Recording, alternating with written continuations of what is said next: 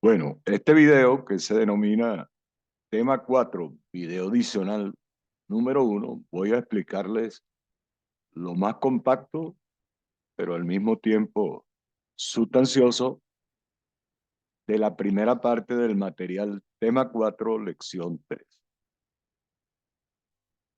Este es un video, ¿verdad? Va a cubrir ciertas partes del tema. El primer punto es lo que llamamos la distribución multinomial. Ya hemos estudiado lo que es un ensayo de Bernoulli y las distribuciones de probabilidad que están asociadas con repeticiones independientes de un ensayo de Bernoulli con probabilidad de éxito P. Un ensayo multinomial lo podemos ver como una generalización del modelo binomial. Consideramos ahora un experimento aleatorio epsilon, cuyo espacio muestral, en lugar de tener dos elementos llamados éxito y fracaso, ahora va a contener K posibles resultados, que lo llamamos A sub 1, A sub 2, hasta A sub K. Y P sub J es la probabilidad del resultado A sub J. Igual que en el esquema binomial, ahora vamos a asumir que podemos hacer repeticiones independientes de ese experimento epsilon. Y como podemos hacer repeticiones, las probabilidades P sub J permanecen constantes. Entonces decimos que ese experimento es un ensayo multinomial con K posibles resultados con probabilidades P sub J, desde J igual 1 hasta K. P1 es la probabilidad de que ocurra el resultado A sub 1, P2 es la probabilidad de que ocurra el resultado A2, y así sucesivamente. Y obviamente, cuando realizamos una vez cualquiera el experimento, tiene que ocurrir alguno de los resultados. Por eso la suma de las P sub J es 1. Vamos a considerar n repeticiones independientes de un ensayo multinomial y vamos a contar cuántas veces en total nos ocurre cada posible resultado del experimento. Bueno, entonces tenemos que definir K variables aleatorias. X mayúscula sub 1, X mayúscula sub 2, puntos suspensivos, X mayúscula sub K. X sub J será el número total de veces que ocurre el resultado A sub J. En otras palabras, en las n repeticiones, X mayúscula sub 1 es el número de veces que ocurrió el resultado 1. X mayúscula sub 2 el número de veces que ocurrió el resultado 2 y así sucesivamente. Nos interesa son K variables, no es una sola. Por eso ahora no vamos a hablar de una distribución de probabilidad individual, sino una distribución de probabilidad conjunta. F chiquita de X1 o X2 a XK es la función de probabilidad conjunta de las variables X mayúscula 1, X mayúscula 2, hasta X sub K. Esa función me da la probabilidad de que la variable X1 mayúscula tome el valor X1 minúscula, de que la probabilidad simultánea, como si fuera una intersección, de que X2 valga X2 minúscula hasta que X sub K valga X sub K minúscula. Bueno, se puede demostrar que la función de probabilidad conjunta es n factorial entre X1 minúscula factorial, X2 minúscula factorial hasta XK factorial, por P1 a la X1, P2 a la X2, hasta P sub K a la X. Cualquiera de esas variables puede tomar los valores desde 0 hasta n, porque estamos haciendo n repeticiones. Pero hay una restricción, que la suma de los valores que asuman las variables tiene que ser n, porque estamos haciendo n repeticiones. ¿Ok? Tengan en cuenta eso. La suma de los valores de la variable tiene que ser n. Si yo produzco 10 piezas y cada pieza es clasificada como buena, regular o mala, cuando produzca las piezas y cuente cuántas buenas, cuántas regulares y cuántas malas hay, la suma de todo eso tiene que dar 10, porque son 10 piezas. Entonces, a esa distribución de probabilidad, aquí debe decir T en mayúscula. Yo lo arreglo y lo sustituyo en el aula. A esa distribución de probabilidad la llamamos distribución multinomial con parámetros n, p1, p2, hasta p sub k. Ahí está la demostración. Es muy sencilla, es una generalización de la demostración de cómo se obtiene la distribución binomial. Es muy sencillo, está bien explicado en el material. Aquí está el comentario que vale la pena hacer. Esas variables x1 mayúscula, x2 mayúscula, hasta x sub k mayúscula no son independientes, ya que hay una relación lineal que las restringe. Hay una restricción lineal que restringe a las variables. La suma de las x sub i mayúscula, x sub j mayúscula, tiene que ser igual a n. El segundo punto es el punto más importante. Las distribuciones marginales en una distribución multinomial. Si tenemos que x1, x2 y x sub k son variables cuya distribución de probabilidad conjunta es una distribución multinomial, hay dos resultados fundamentales. El primero es que la distribución de probabilidad marginal o individual de cada variable x mayúscula sub j es una binomial. ¿Con qué parámetros n? Y con qué probabilidad de éxito p igual p sub j.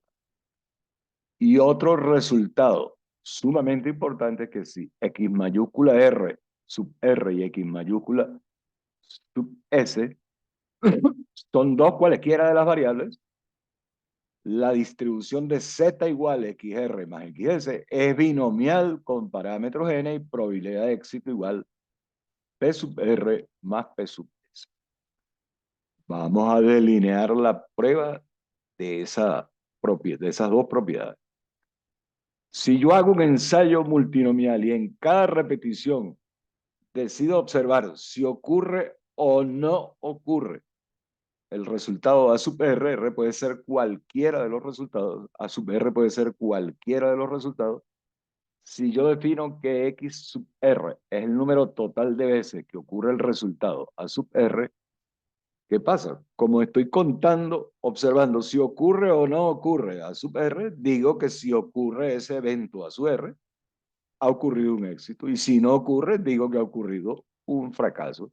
Y como yo estoy haciendo n repeticiones independientes del experimento, la variable x sub r es el número total de éxitos que se obtiene.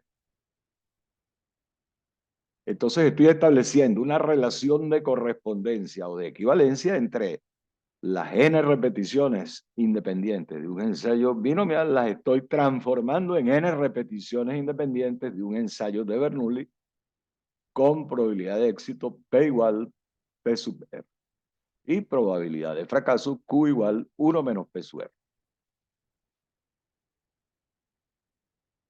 Queda claro entonces, como X sub R lo que cuenta es cuántos éxitos, cuántas veces ocurre A sub R en N ensayos. Esa es la definición de una distribución binomial. La variable X mayúscula sub R tiene una distribución binomial con parámetros N y probabilidad de éxito P igual P sub R. Y R puede ser cualquiera de los posibles resultados. Aquí, donde dice J es J malo, debe decir F sub R minúscula o F de X sub R. ¿Okay? Voy a acomodar eso en la anotación y después se los...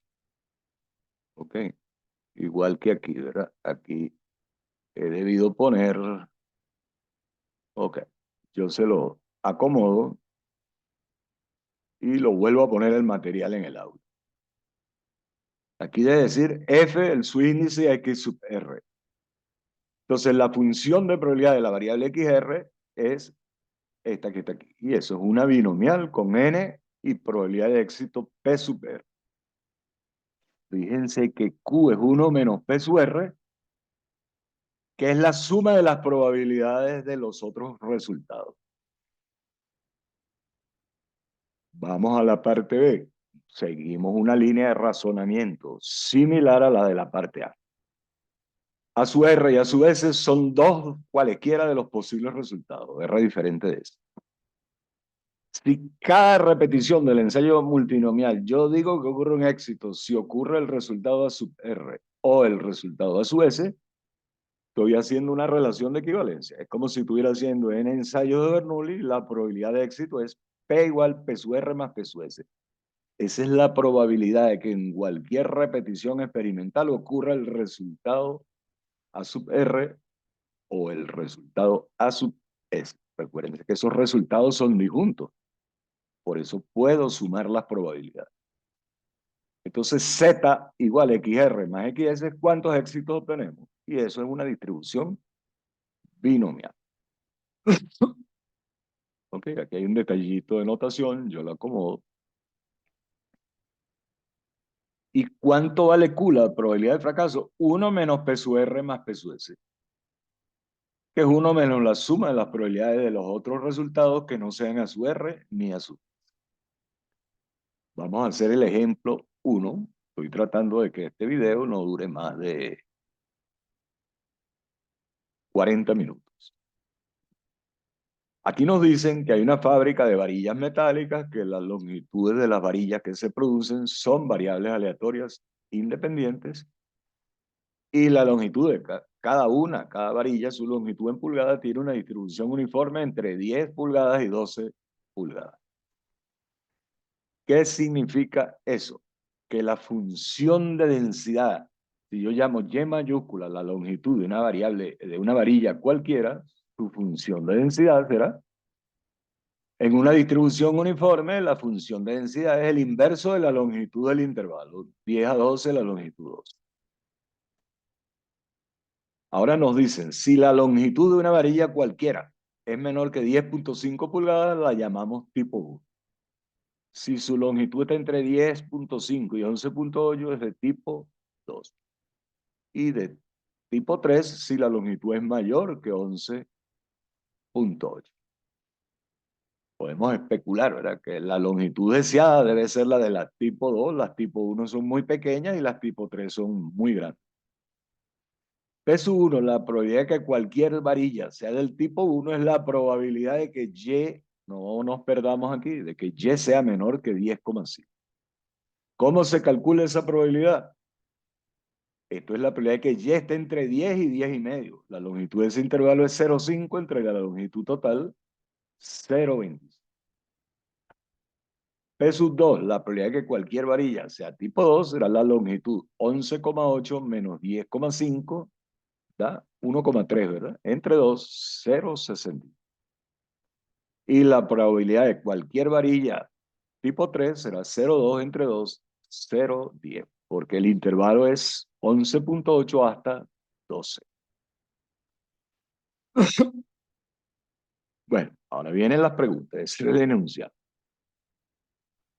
Si fabricamos 10 varillas, ¿cuál es la probabilidad que 2 sean de tipo 1 y 2 de tipo 3? Bueno, tenemos tres variables que considerar. X1, las varillas tipo 1. X2, las varillas tipo 2. Y X3, las varillas tipo 3. Eso es la función de distribución conjunta de esas tres variables. Es una distribución binomial con n igual a 10. P sub 1, 0,25. P sub 2 igual 0,65 y P3 igual 0,10. Y los valores de las variables son de 0 a 10, con la condición de que la suma sea 10. A mí me preguntan, pero es que exactamente dos sean tipo 1 y 2 tipo 3, pero son 10 varillas. Entonces, eso es equivalente a preguntar que sean 2 tipo 1, 2 tipo 3 y las demás tipo 2. 6. Ahí está el cálculo. Y la pregunta B, ¿cuál es la probabilidad que a lo sumo 2 de las varillas? Eso es X1 menor o igual que 2. Y a lo sumo una sea de tipo 3. Eso significa que X1 más X3 tiene que ser menor o igual que 3. Por lo tanto, las tipo 2, que son las que faltan para 10, tiene que ser mayor o igual que 7. ¿Ok? Me explico. El menor valor que puede tomar x1 más x2 más x3 es 0. ¿Verdad? Y entonces ahí x2 valdrá 10. ¿Cuándo vale x2? 7. Cuando x1 vale 2, por ejemplo, y x3 vale 1. O cuando x1 vale...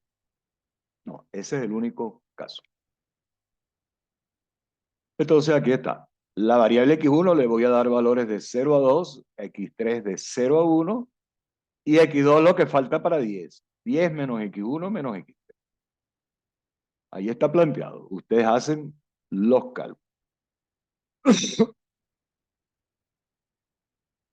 Una máquina funciona bajo condiciones esencialmente iguales en el tiempo, produciendo artículos de cierto tipo. Cada artículo, su calidad se puede clasificar en 4 categorías excluyentes: mala, regular, buena o de alta calidad. Las probabilidades de esas 4 categorías son 0.05, 0.15, 0.50 y 0.30. Y además, la calidad de cada partícula es independiente de la calidad. La calidad. La calidad, aquí donde dice partícula, debe decir unidad. Yo lo corrijo y se los. Si producimos 20 unidades, ¿cuál es la probabilidad de que más de 17 de ellas sean de buena calidad? X3 es el número total de unidades buenas. Si yo produzco 20 unidades y clasifico cada unidad como buena o lo contrario, que sea mala, regular o alta, la probabilidad de ese suceso que sea buena, aquí lo vemos, 0,50 es la probabilidad de que cualquier unidad sea buena. Entonces, como yo lo que estoy es contando, aunque estoy en un ensayo multinomial, con cada unidad hay 4 posibles resultados, pero a mí me interesa contar el resultado 3, que la calidad sea buena. Entonces la probabilidad de éxito será 0,50. Y la variable x3 será una binomial. Esa será la distribución marginal de x3 respecto a la distribución conjunta de x1, x2, x3, x4, que son las variables asociadas con el experimento multinomial. Hay que sumar desde 18 a 20 esas probabilidades binomiales, y ahí está el resultado. Aquí vamos a considerar 2 variables. X1 son las malas y X2 las regulares. Y Z suma las unidades malas o regulares. Entonces, cada unidad que produzco defino como éxito que sea mala o regular. Y esa probabilidad es P1 más P2. La probabilidad de que una unidad sea mala es 5 y la de que sea regular 15, 0,20. Y eso es el esquema binomial, la distribución marginal de x1 más x2 respecto a la multinomial conjunta de x1, x2, x3, x4, el número de unidades de cada categoría, es una distribución binomial. Y nos preguntan la probabilidad de que el total de unidades malas o regulares. ¿Por qué sumo estas 2 probabilidades? Porque una unidad al mismo tiempo no puede ser de 2 categorías. Bueno, y ahí está calculado. 0,1955. Bueno, sí lo logré. Me quedan 11 minutos para explicar la distribución de Poisson. En la segunda hay otro video después de este, pero en un momento lo grabo para cerrar el tema 4, lección 3. Voy a corregir. Una variable aleatoria de X. Esta es una de las distribuciones más importantes que se conoce. Se denomina una variable X. Se dice que tiene una distribución de Poisson con parámetro lambda. Lambda es un número real positivo. Si su función de probabilidad f de x chiquita es la probabilidad de que la variable x tome el valor x chiquita. E a la menos lambda, lambda a la x, entre x factorial. Y el recorrido de x infinito contable. 0, 1, 2, 3, puntos suspensivos. Esta variable, la práctica, dice que cuando es un modelo, uno puede analizar datos de cierto tipo de experimentos y se va a encontrar en la práctica, en muchos casos, que esos datos concuerdan con este modelo probabilístico. Si uno examina las frecuencias relativas en los datos, para los valores X chiquitas, bueno, si hay un gran número de observaciones, podemos demostrar en muchos casos que el modelo de Poisson es apropiado. Por ejemplo, el número total de veces que ocurre cierto tipo de suceso en un periodo dado o específico de tiempo, por ejemplo, número de mujeres que entran en una cierta hora a un supermercado, o el número total de defectos en una pieza de tela de longitud dada, o el número total de animales de cierta especie que en una región de área especificada, se supone, ¿verdad? Que todos estos fenómenos de los que estoy hablando son que las ocurrencias de un tipo de suceso ocurren al azar, aleatoriamente a través del tiempo. O sea que no puedo predecir cuándo van a ocurrir ni dónde van a ocurrir. Aquí yo estoy suponiendo en el tercer ejemplo que los animales están distribuidos aleatoriamente en esa región. La función de Poisson, ¿verdad? Aquí, de una distribución de Poisson con parámetro lambda es legítima. Muy sencilla la demostración. Desarrollo en serie E a la lambda, eso es esto, multiplico a la izquierda y a la derecha por E a la menos lambda y queda. La función de distribución está tabulada, la función de distribución acumulada está aquí. Esta sumatoria está tabulada en muchos textos. En una distribución de Poisson, la media o valor esperado es el parámetro lambda. La varianza es lambda al cuadrado y la desviación estándar lambda. Una propiedad curiosa, que la media y la desviación estándar son iguales en la distribución de Poisson. Ahí está la demostración, es muy sencillo. Esto de la función generatriz, lo piano. La distribución de Poisson tiene una propiedad que se llama propiedad reproductiva. Si yo tengo n variables aleatorias, x1, x2 hasta xn, que son independientes, y cada uno tiene una distribución de Poisson, la variable definida como y igual a la suma de las x y sigue también una distribución de Poisson. Y su lambda es la suma de los lambdas de las x y. Ahí está demostrado.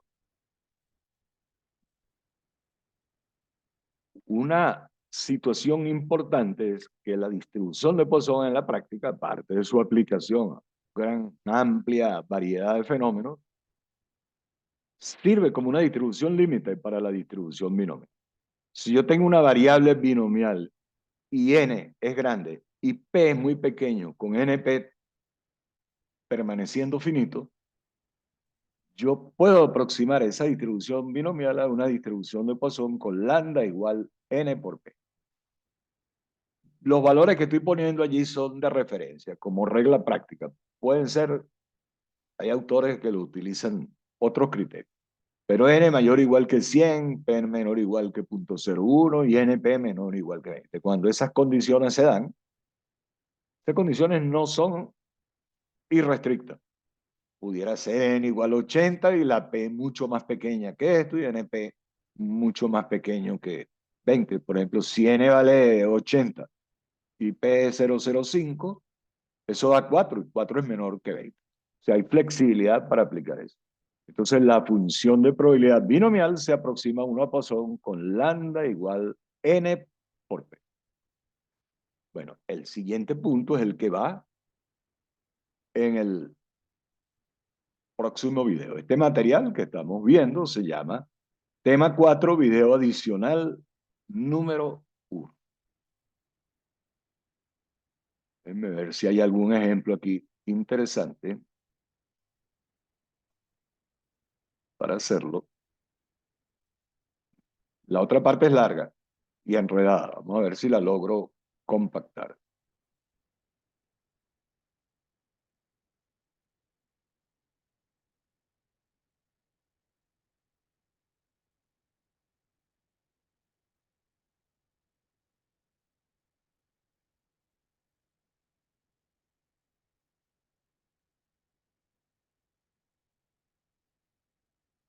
¿Ok? Aquí hay varios ejercicios en la parte 4 del material. Están resueltos.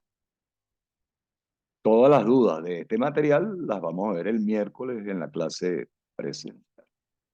Por ejemplo, para una caldera, el ejercicio 3 en la parte 4 del material nos dice que X es la cantidad de grietas superficiales que presenta una caldera de cierto tipo.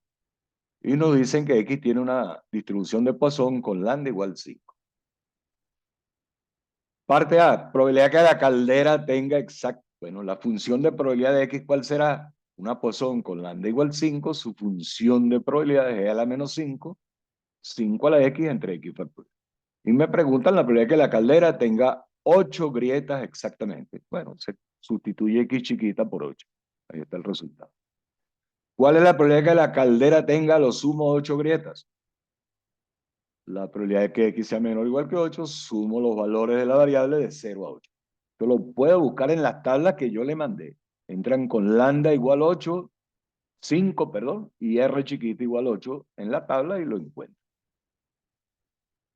La probabilidad de que X sea mayor o igual que 9, no hay que usar las tablas. Si ya calculamos esto o lo leímos en una tabla, el 1 menos el complemento, y el complemento de mayor o igual que 9 es menor o igual que 8. La probabilidad de que X esté entre 5 y 8 es la probabilidad que la caldera tenga por lo menos 5, pero no más de 8 grietas. Bueno, ahí están 5, 6, 7 y 8. Sumo las probabilidades. Si lo quiero hacer en la tabla, buscaría cómo. La probabilidad de que X sea menor o igual que 8, que me suma las probabilidades de 0 a 8, y le resto la probabilidad de que X sea menor o igual que 4, resto la suma de las probabilidades de 0 a 4 y me quedan ¿quiénes? Las de X igual 5 hasta X igual.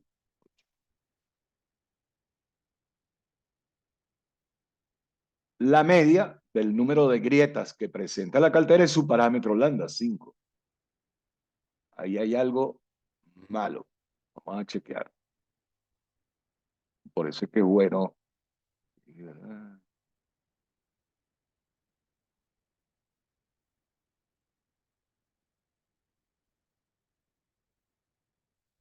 Vamos para arriba. Por eso es que es bueno revisar.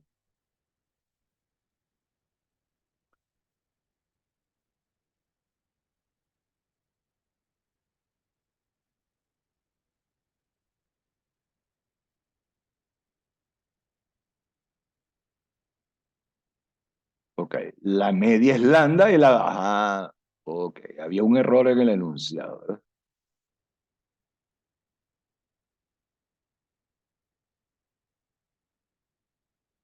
Ok, lo que está malo es la varianza no es lambda al cuadrado, es lambda. Yo lo voy a corregir. Y la desviación estándar es raíz de lambda. Lo voy a corregir. La media es lambda y la varianza es lambda, no lambda al cuadrado, ¿verdad? Aquí está demostrado que la varianza es lambda. ¿Ok? Yo lo corrijo. Pero lo que está malo es el enunciado, porque en el ejercicio creo que lo hice.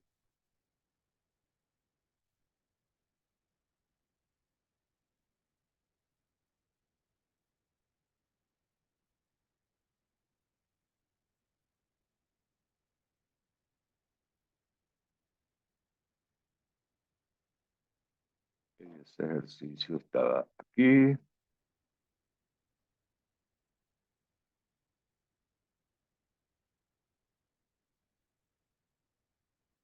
Era el ejercicio 3. X, el número de grietas de la caldera, su media es lambda. La varianza también es lambda, igual 5. Y la desviación estándar es raíz de 5. Lo que me preguntan allí es la probabilidad de que X se desvíe de su media en valor absoluto en más de 2, más de una vez la desviación estándar. Eso es 2,236. Lo hacemos por el complemento, rompo el módulo pasando el 5 para allá y el 5 para la izquierda con este negativo. ¿Ok? Eso es que X menos 5 esté entre menos 2,236 y más 2,236. Pero en este segundo término, que X sea mayor o igual que esto, el menor valor de la variable que está en ese intervalo es 3 y el máximo es 7. Ustedes hacen el cálculo.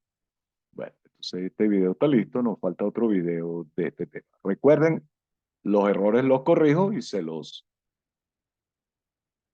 informo por el grupo, ¿ok?